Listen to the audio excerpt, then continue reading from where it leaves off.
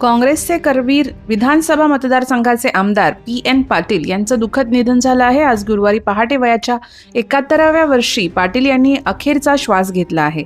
बाथरूममध्ये पाय घसरून पडल्यानंतर गेल्या 4 दिवसांपासून त्यांच्यावर रुग्णालयात उपचार सुरू होते. मात्र उपचार सुरू असताना त्यांची प्राणज्योत मावळली.